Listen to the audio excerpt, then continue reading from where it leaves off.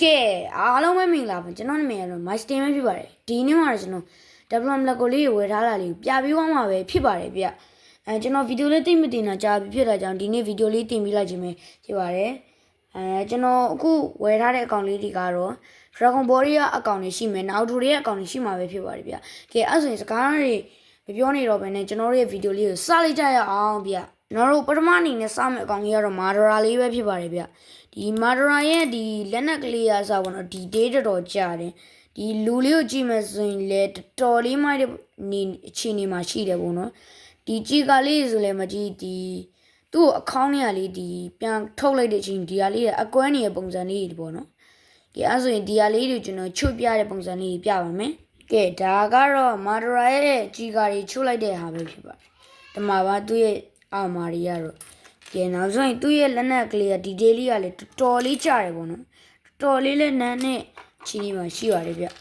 ဒီအာမာရီရဲ့ပုံစံကိုလည်းသိကြကြည့်မယ်ဆိုရင်ဒီဒေးဟာစ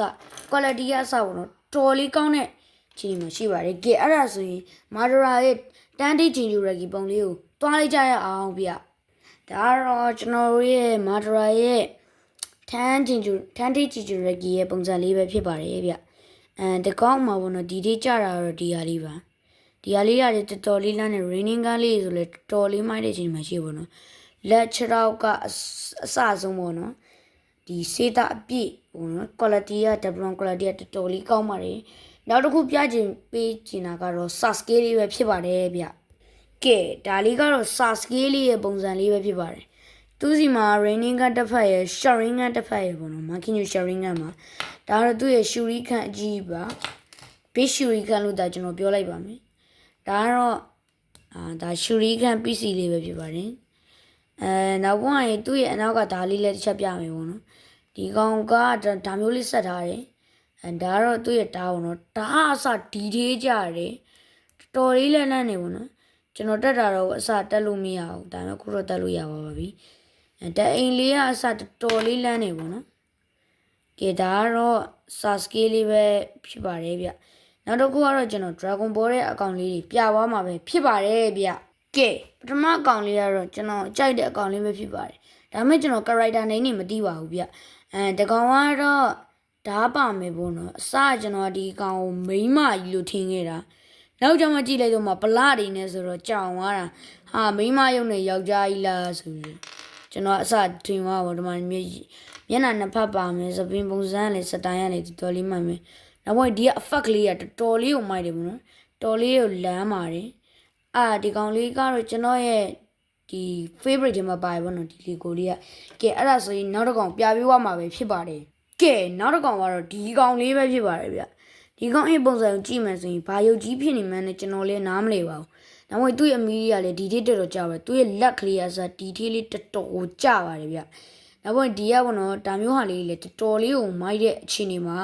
ရှိပါတယ်ဗျသပင်းပုံစံတွေပေါ့နော်ကျွန်တော် Dragon Ball ထဲမှာကြိုက်တာအဲ့လိုသပင်းတွေထောင်းနေတာတော်တော်ကြိုက်တယ်ပေါ့နော်ကဲအဲ့ဆိုရင်နောက်တစ်ကောင်သွားလိုက်ကြရအောင်ဗျနောက်တစ်ကောင်ကတော့ဓာလေးတွေပဲဖြစ်ပါတယ်ဒီကောင်ကတော့ဒီခေါင်းပေါ်မှာပါအဖက်တွေပါတယ်လက်ကတော့ပေါ့နော်တူတယ်ပေါ့နော်ခြားကောင်တွေနဲ့တူတယ်ဒါလေးကလည်းတူပါတယ်သူ့မှာဒုတ်တွေလည်းပါတယ်အစုံပါပါတယ်အဲ့ accessory တွေကျွန်တော်နောက်ပြီးကြရင်ပြပေးသွားပါမယ်ဖြစ်ပါတယ်ဗျဒါလေးကတော့ကိုဟန်လားကိုခုလားကျွန်တော်လည်းမသိပါဘူးဗျကဲအဲ့ဆိုရင်နောက်တစ်ကောင်သွားလိုက်ကြရအောင်ကဲဒါလေးကတော့ကျွန်တော် Dragon Ball အကောင့်ကြီးတွေရထားတဲ့ဒီ ball လေးတွေပေါ့နော် Dragon Ball လေးတွေပါနောက်ပိုင်းဒီကိုခုလားကိုဟန်လားအဲ့ကောင်စီရထားတဲ့ဒါလေးကတော့ဒုတ်ကလေးပဲဖြစ်ပါတယ်ဗျနောက်ပိုင်းတော့ဒါတော့ကျွန်တော် development run ကိုထည့်တဲ့နေရာမှာတုံးတဲ့ဒီ accessory ပိုလေးကိုထည့်တဲ့ဟာလေးပဲဖြစ်ပါတယ်ကဲအဲ့ဒါဆိုတော့ Dragon Ball နောက်တစ်ကောင်သွားလိုက်ကြရအောင်ဗျကဲဒါလေးကတော့ကျွန်တော်ရဲ့ Dragon Ball နောက်ဆုံးကောင်လေးပဲဖြစ်ပါတယ်ဗျဒီကောင်ကဒီလေးစားဟာနဲ့သာကြီးနေရလို့ထင်ရတယ်ပေါ့နော်လောက်6ရောက်ကိုကြည့်လိုက်ပါချပူလေးပဲဖြစ်ပါတယ်ဒီနားလေးတွေကအစပေါ့နော်တော်လေးကိုကြားတယ်ကြိုက်တဲ့ဒီသေးလေးကလည်းတော်တော်လေးကြားတယ်နောက်ပိုင်းဒီနားကိုကျွန်တော်အစဆက်ရမယ်လို့ထင်တာမဟုတ်ဘူးဗျဒီတိုင်းကိုပါလာတယ်တော်တော်လေးလန်းနေပေါ့နော်ဒါကတော့သူ့ရဲ့လေးစားတန်းကြီးပဲဖြစ်ပါတယ်ဗျ